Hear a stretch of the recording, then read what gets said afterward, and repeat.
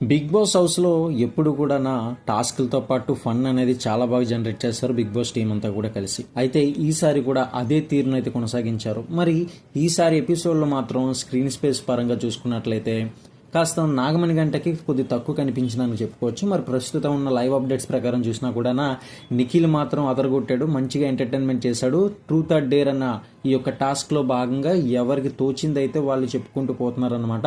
అయితే అందులో భాగంగా ఎక్కువగా చెప్పాల్సిన విషయాలు ఏంటంటే నైనిక విషయానికి వచ్చేసరికి నైనికకి అయితే మనకి ఒక డేట్ చేయాలని చెప్పేసి అన్నారు. ఆ డేరింగ్లో భాగంగా ఇప్పుడు నువ్వు ఒక అబ్బాయిని అయితే స్విమ్మింగ్ పూల్లో బలవంతంగా పడేయాలని చెప్పేసి అక్కడ శేఖర్ భాష చెప్పడం జరిగింది. ఎవరైతే చెప్పాడో వాళ్ళని తీసుకెళ్లి నైనికానేమొచ్చి స్విమ్మింగ్ పూల్లో బలవంతంగా పడేసింది శేఖర్ భాషని. మరి ఇందులో భాగంగా శేఖర్ భాష కూడా నైనికాన్ని లాగడంతో ఇద్దరు కూడా స్విమ్మింగ్ పూల్లో పడిపోయారు.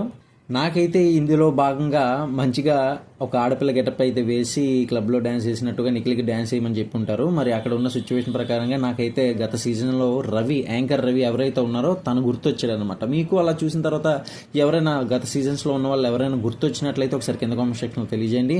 ఇటువంటి మరిన్ని బిగ్ బాస్ లైవ్ అప్డేట్స్ కోసం ఛానల్ని సబ్స్క్రైబ్ చేసుకుని డైలీ ఫాలో అవ్వండి.